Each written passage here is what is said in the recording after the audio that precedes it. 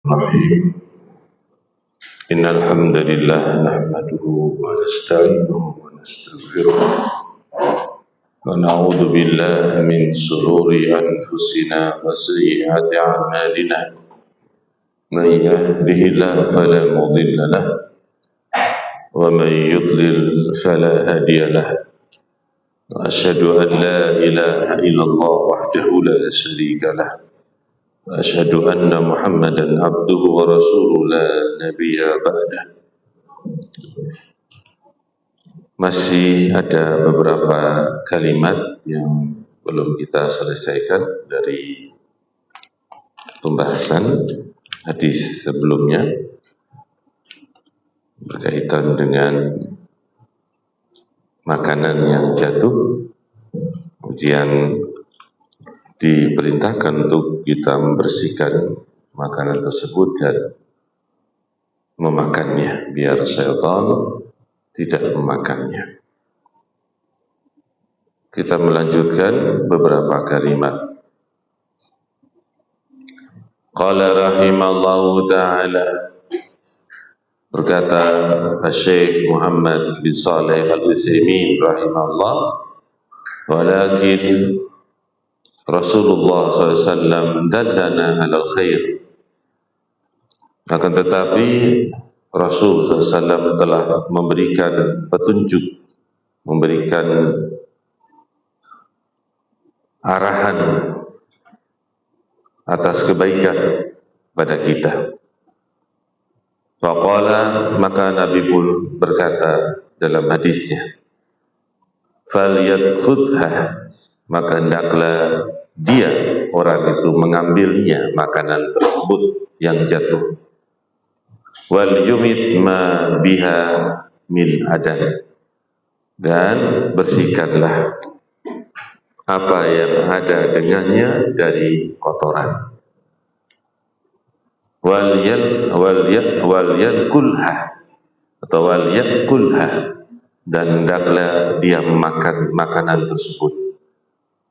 Wala yada'aha li syaitan, janganlah dia meninggalkan makanan yang jatuh tadi untuk asy-syaitan. Qala rahimallah, khudha wa amti ma biha min adan min turabin aw idanin aw ghairi dhalik thumma kul, atau thumma dikatakan thumma kulluha, ya.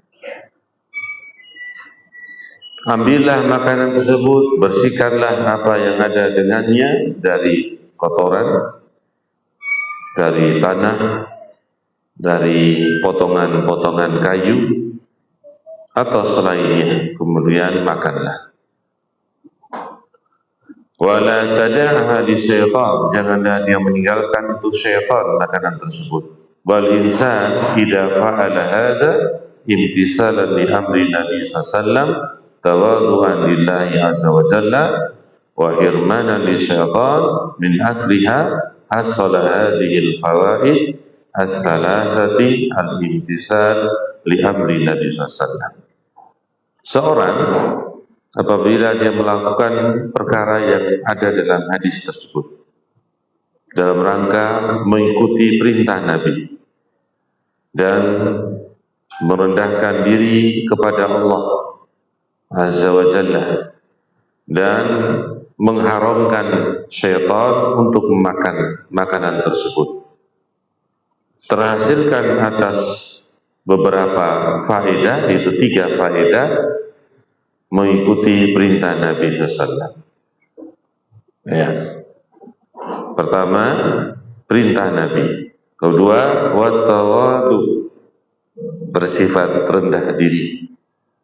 Dan ketiga, wahirmani syaitan min akliha, dan haramnya syaitan memakan makanan tersebut. Pertama, mengikuti perintah Nabi, mengambil makanan yang jatuh tadi, membersihkannya, kemudian makan. Yang kedua, tawadhu kepada Allah Subhanahu wa ta'ala. Yang ketiga, mengharamkan syaitan memakan makanan tersebut. Hadhihi fawaidu salasin wa ma dhalik fa inna aktsara nas idza saqatat al-luqmah ala sufrah aw ala samati nadhifin tarakaha wa hada khilafu sunnah. Kata beliau, ini faedah yang tiga ini, itu fawaidu salasun. Bersamaan dengan itu, maka kebanyakan manusia apabila jatuh makanan di atas sufroh, alas, jadi seperti verlak, apa istilahnya? Verlak, apa namanya mas? Sufroh, ya mas. Alas untuk memakan. Kemudian atau disebutkan di sini bahasa samati nadif atau taplak meja. Samati nadif itu taplak meja yang bersih. Meninggalkannya, dan ini menyelisih sunnah. Ya.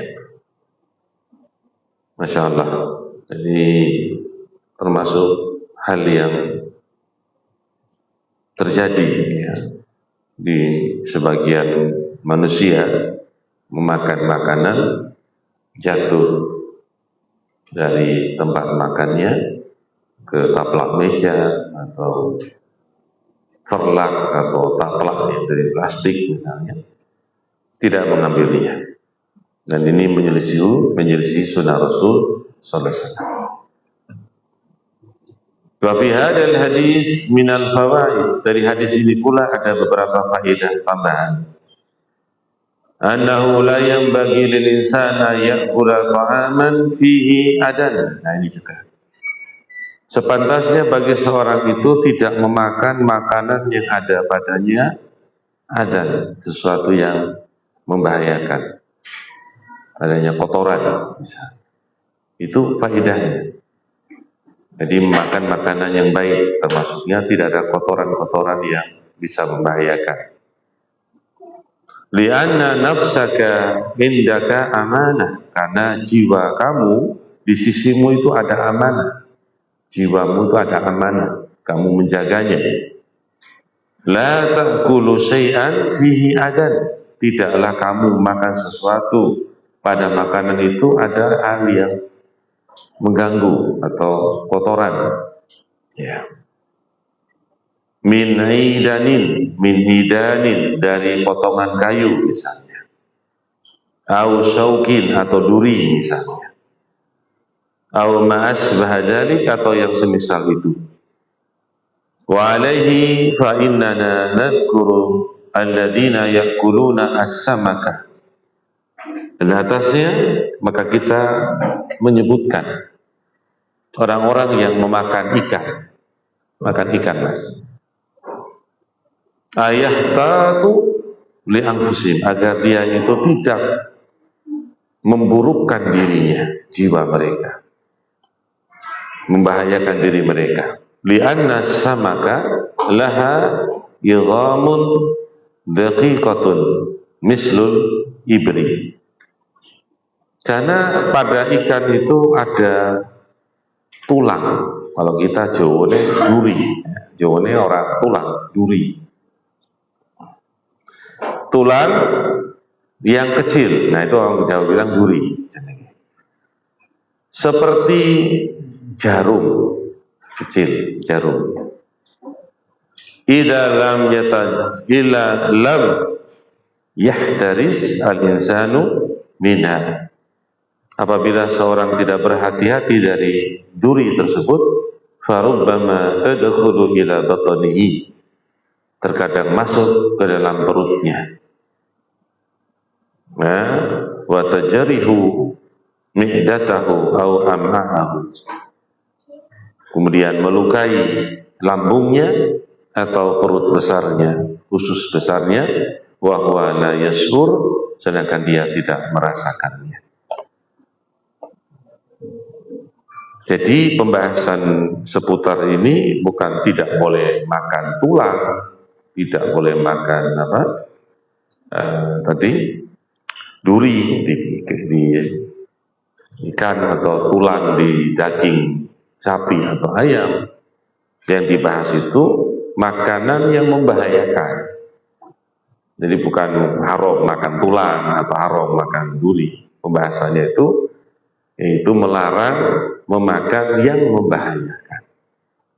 Selama tidak membahayakan, tidak mengapa. Asalnya dia halal, ya, selama tidak haram. Insya Allah begitu ya, fikihnya seperti itu. Baik, kita selesai dari penjelasan sedikit dari beliau, dari beberapa faedah pula. Kita masuk ke pembahasan hadis yang berikutnya, masih dalam bab yang sama. Qala rahimallahu al-ashiru, hadis yang ke-10. An Ibnu Abbas radhiyallahu anhuma, dari Abdullah bin Abbas, semoga Allah meridhai keduanya, dia dan bapaknya Abbas. Qala, berkata, qama fina Rasulullah SAW bimau'idah. Nabi berdiri ya kepada kami dengan suatu nasihat. Faqala, maka Nabi mengatakan, Ayuhan nas, innakum mahsyuruna ila Allah ta'ala hufatan uratan gurlan.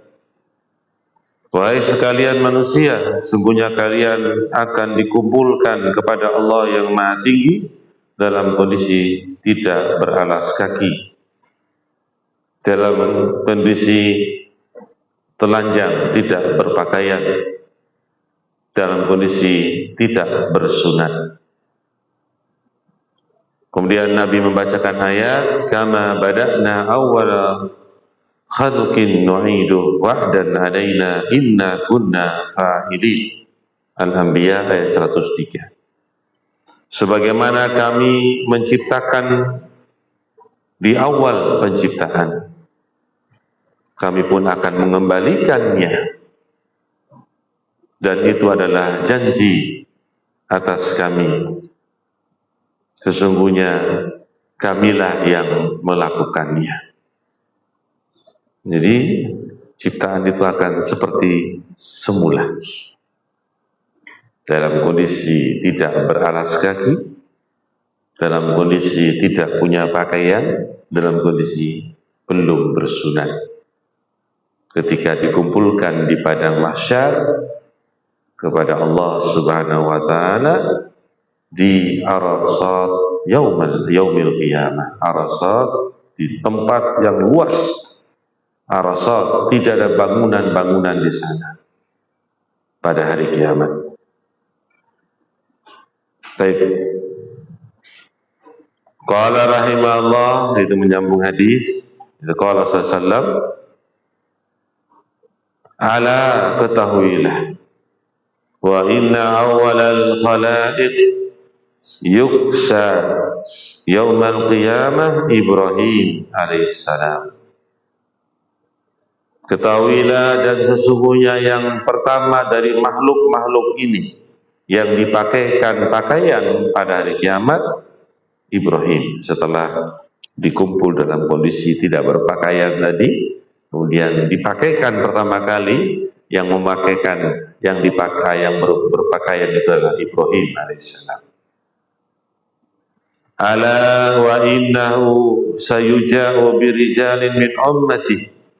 Dan ketahui pula, sesungguhnya dia, Ibrahim, akan didatangkan dengan para lelaki dari umatku bersama Ibrahim.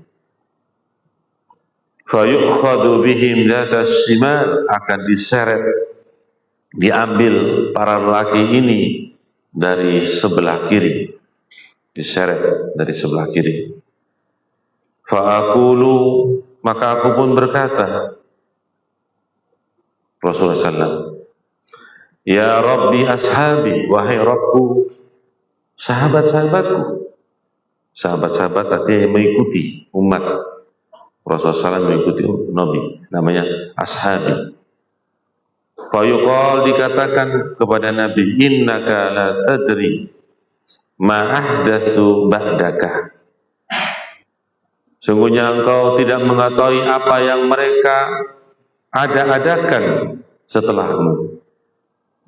Fa'akul, maka aku pun berkata, kama qalal abdu saleh, sebagaimana yang diucapkan oleh hamba yang saleh, yaitu dalam ayat Quran, wa kuntu alaihim syahidan ma dumtu fihi, dan engkau ya Allah atas mereka sebagai saksi selama, ya, dan aku atas mereka, ya, dan aku atas mereka menjadi saksi selama aku masih berada pada mereka. Ini dikatakan oleh siapa? Isa alaihissalam. Ila qawlihi, sampai ucapan Allah Ta'ala Al-Azizul Hakim, itu yang maha perkasa lagi maha bijaksana. Fa yuqalu li, maka dikatakan kepadaku, innahum la yazalu murtaddina ala aqabihi mundu faraqtahum. Dikatakan padaku, sesungguhnya mereka orang-orang yang mereka murtad, ya, atas aqabihim, di belakang, sejak mereka atau engkau berpisah dengan mereka. Jadi ini ada umat Nabi Muhammad yang murtad, ya, setelah sepeninggalnya Rasulullah SAW. Itulah yang tidak diketahui oleh Nabi Muhammad, tetapi diberitahu oleh Allah di padang mahsyar ketika Nabi itu berhadapan dengan Allah. Dan ini kisah Nabi menyebutkannya.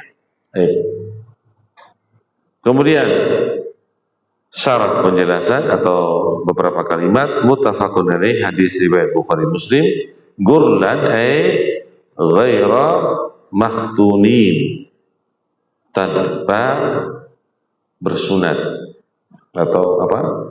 Tanpa bersunat, artinya dalam kondisi apa? Tidak bersunat. Namanya gurlan.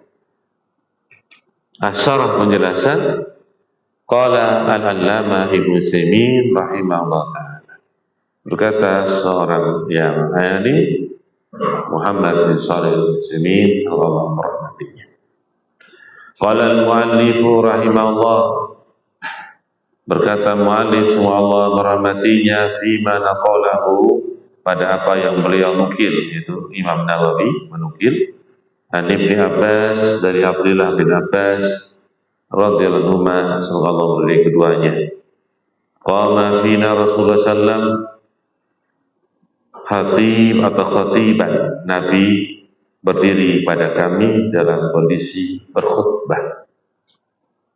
Wa kana min adati Nabi sallallahu, dan menjadi kebiasaan dari Nabi sallallahu itu, bal min hadi Nabi alaihi salatu wassalam, bahkan dari petunjuk Nabi alaihi salatu wassalam, annahu kana yakhutubu ashabahu al-khutubah ar-radibah wal khutubah al-aridah, bahwa beliau punya kebiasaan berkhutbah kepada para sahabatnya, khutbah yang rutin seperti hari Jumat misalnya, dan khutbah yang diadakan secara tiba-tiba, dengan aridah.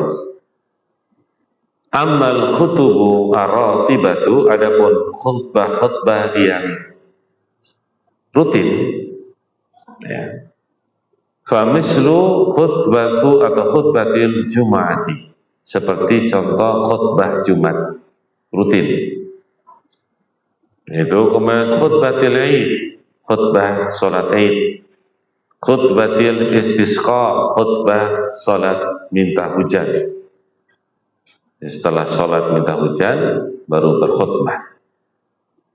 Khutbatil kusuf, juga khutbah setelah salat gerhana matahari maupun bulan. Hadihi khutubun ratibatun, ini merupakan khutbah-khutbah yang rutin, ratibah. Kullama wujida sababuha khataba alaihi salatu wassalam, tatkala didapatkan sebab-sebab yang di atas tadi, karena Jumat, karena Id, karena minta hujan dan seterusnya, Nabi pun berkhutbah. Fil Jum'ah, juga dalam sholat Jumat, yakhtubu khutbatain, Nabi berkhutbah dengan 2 khutbah qabla shalah, sebelum ditegakkan sholat Jumat. Wa fil Aid khutbatun wahidatun ba'da salati, sedangkan pada hari raya Id khutbah sekali setelah sholat Id. Wa kadzalika fil istisqa wa fil kusuf khutbatun wahidatun ba'da shalah. Demikian pula sholat minta hujan dan sholat gerhana itu khutbah sekali setelah sholat. Amal khutubu al-aridatu, adapun khutbah yang datangnya tidak dengan rutin, fa innaha takunu idza wujida sababun aridun fa yaqumu an-nabiy sallallahu alaihi wasallam khatiban yaktubu nasa. Itu Nabi SAW itu sesungguhnya apabila dapatkan sebab-sebab yang datang, maka Nabi pun berdiri sebagai orang yang berkhutbah kepada manusia. Famin dzalika, dan dari sebab itu, anna rajulan ba'asahu an-nabiyyu sallallahu alaihi wasallam ala shadaqah. Oleh sebab itu ada seorang yang di zaman Nabi pernah diutus untuk mengambil zakat sedekah, yakni amilan ala sedekah, itu sebagai pekerja untuk mengambil zakat. Ya'khuduha min ahliha, dia mengambil dari orang yang mengeluarkan zakat. Faraja'a ila Madinah, dia pun kembali ke kota Madinah. Wa ma'ahu iblun, bersama dia ada seekor unta. Jadi zakat itu ada berupa hewan, zakat hewan, ada zakat mal. Zakat hewan itu diantaranya unta itu, ya, kambing, unta, sapi. Faqala, maka Nabi pun orang ini mengatakan, hadihi lakum, ini untuk kalian. Wa hadihi uhdiyat li atau ilayya, dan ini dihadiahkan untukku, kata orang ini yang dipekerjakan sebagai amil tadi. Dibilang ini untuk kalian dan ini untukku, dihadiahkan untukku. Fa khataba Nabi sallallahu alaihi wasallam, Nabi pun berkhutbah. Wa qala, dan Nabi mengatakan, ma balu ahadikum nasta'miluhu 'alal amal. Apa yang menjadi masalah salah seorang di antara kalian, ya, yang kita menggunakannya di atas suatu pekerjaan. Fayarji wa yaqul, maka dia kembali dan mengatakan, hada lakum, ini untuk kalian. Wa hada uhdiyali, ini dihadiahkan untukku. Fahalla jalasa fi baiti abihi wa ummihi fayanzur ayyuhdiya lahu amla. Maka sebaiknya orang ini tadi duduk saja di rumah bapaknya atau ibunya, maka perhatikanlah apakah dia dihadiah kepadanya atau tidak. Jadi Nabi SAW itu mengingkari perbuatan seorang. Tidak boleh ketika kita melakukan suatu pekerjaan, zakat misalnya, dalam hal ini pekerjaan zakat, kemudian kita diberi oleh orang hadiah dalam pekerjaan itu, dan Nabi tidak membolehkan. Kemudian apa? Harusnya orang itu mendapatkan bagian dari pekerjaannya, dari orang yang mempekerjakan. Itu Nabi Muhammad SAW sebagai apa? Pekerja amil, itu dapatkan bagian upah, itu boleh, tapi bukan didapatkan dari dia datangi orang-orang tadi mendapatkan apa? Hadiah. Baik. Kemudian nanti akan penjelasan ya masalah ini, kita baca terus.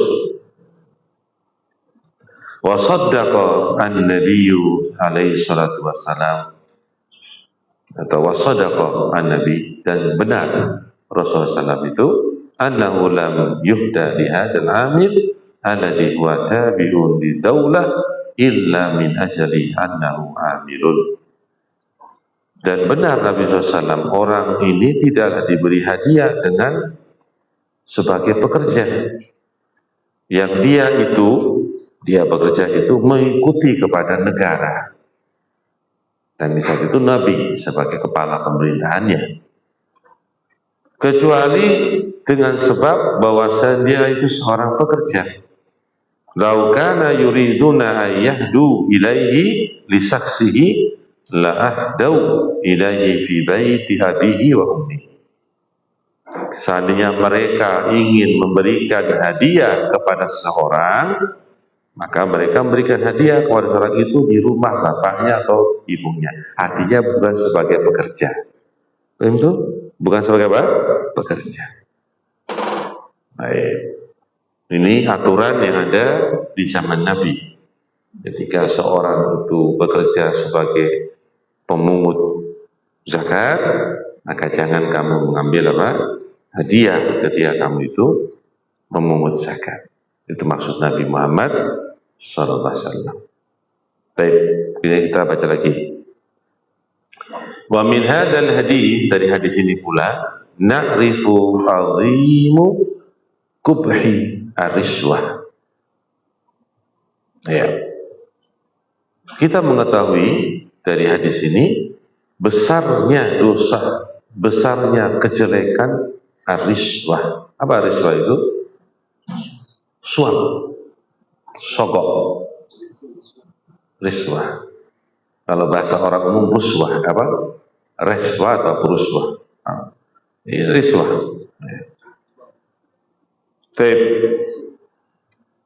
Lembaga anti riswah ada gitu kan? Lembaga anti riswah. Riswahnya pakai bahasa Arab, tapi dia lembaganya anti riswah. Lembaga apa itu? Nggak tahu kamu.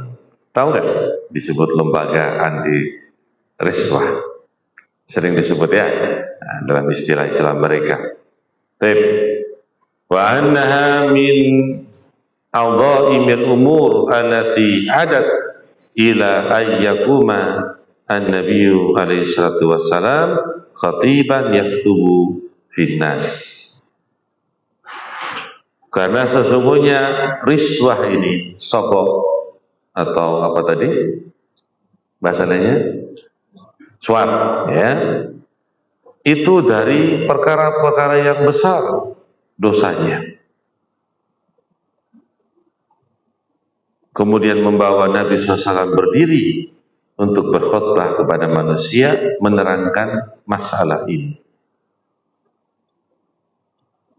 Wa yuhadziruhum min hadzal amal. Nabi pun kemudian memberikan peringatan kepada mereka dari pekerjaan ini.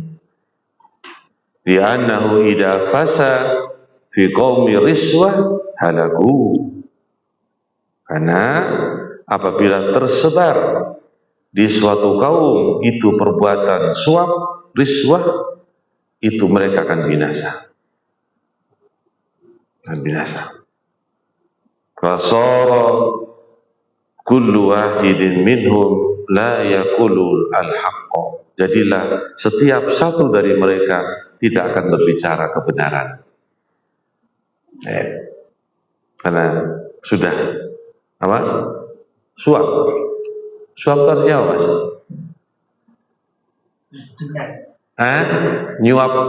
Nyuap anak gitu nih, suap lah. Jadi mulutnya sudah nggak bisa. Nah itu istilahnya. Baik. Ya itulah. Mudah-mudahan kita dijaga oleh Allah. Karena itu perkara yang kita minta perlindungan kepada Allah. Tidak kekuatan kecuali Allah. Wala yahkumu bil haq, dan tidak bisa menghukum dengan kebenaran. Wala yaqumu bil adli illa idza rusya. Tidak akan dia itu berdiri dengan menegakkan keadilan kecuali apabila dia rusya, artinya di suap. Waliyatubillah. Ya. Dan kita minta perlindungan kepada Allah. Kemudian masih riswah. Wa riswatu mal'unun akhiduha. Pertama kata beliau, suap itu dilaknat orang yang mengambil suap. Wa mal'unun mu'tiha, dan juga dilaknat orang yang memberi suap. Illa idza kana al-akhidu yamna'u haqqan nas illa biriswah. Kecuali apabila yang mengambil riswah itu mencegah kebenaran dari manusia kecuali hanya dengan cara suap. Fa ina idin yakunu al-la'na 'alal hadzal akhid la 'alal mu'ti. Dalam kondisi seperti ini, yang dilaknat itu yang mengambil suap, bukan yang memberi suap. Misalnya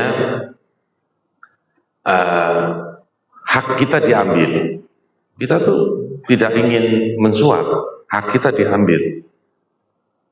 Dia bikin caranya bagaimana agar kita itu mengeluarkan apa? Suap.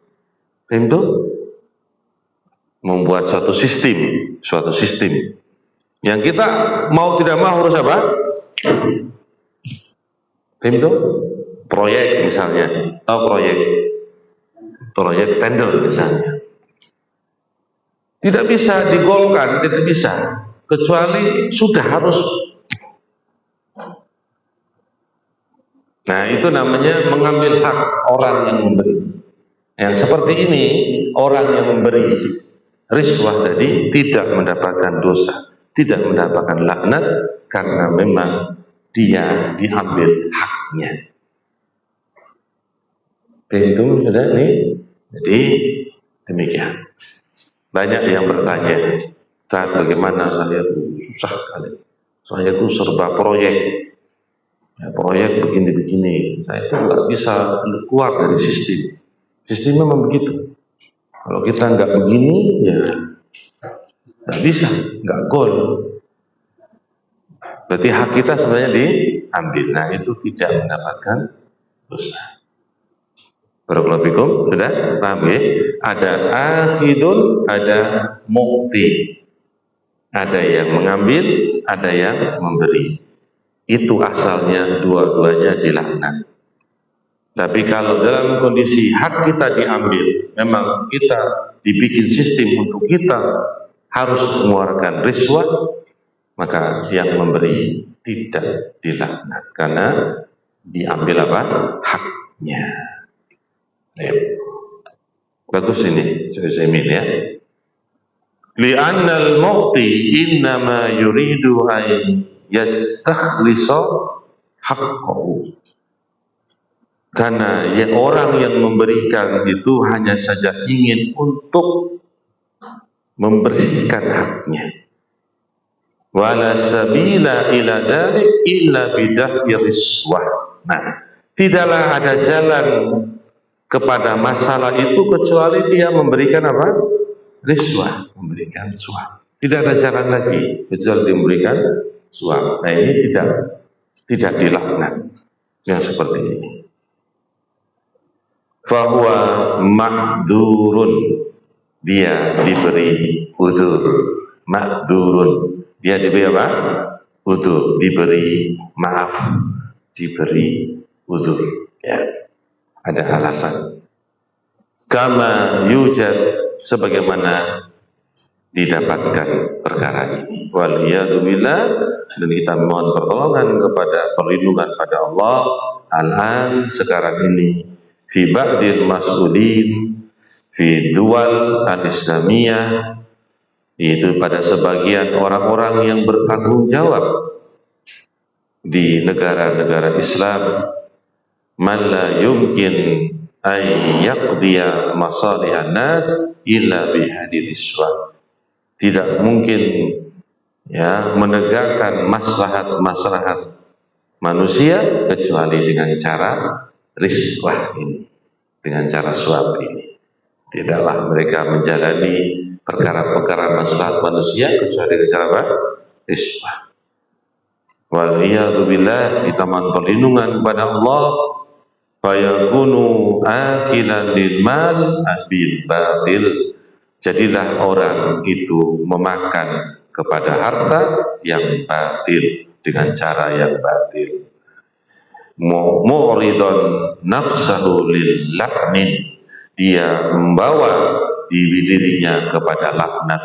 Nas'alullah al-afiyata. Kita mohon pada Allah keselamatan. Jadi sudah tahu masalahnya? Harus ngerti? Nah, begitu.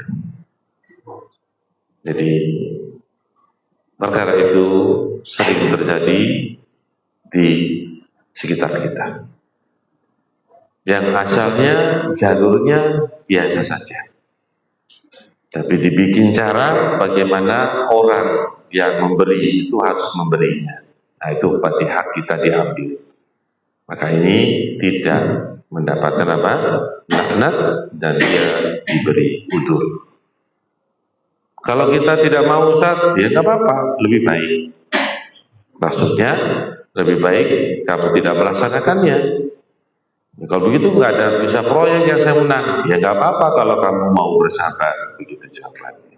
Tapi kalau dilakukan pun, dia adalah orang yang makdur, diberi udzur. Berarti ada solusi nggak Islam itu? Ada solusi. Tetap ada solusi, karena para ulama di sisi mereka ada ilmu, kemudian mereka menjelaskan perkara ini. Ada solusi, bisa ada solusi. Qala rahimahullah, wal wajib, dan yang wajib ala man wallahu Allahu amalan ayyakuna bihi bil adl, atas orang yang Allah berikan kekuasaan atasnya pada suatu pekerjaan untuk dia menjalaninya dengan keadilan. Wa yakuma bil wajib, dan dia menjalani dengan kewajiban fihi padanya bihasabi al mustata', sesuai dengan kemampuan.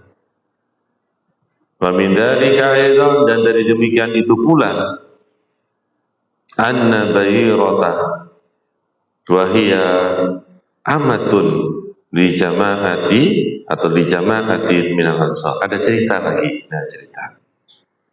Demikian pula ada kisah Barirah.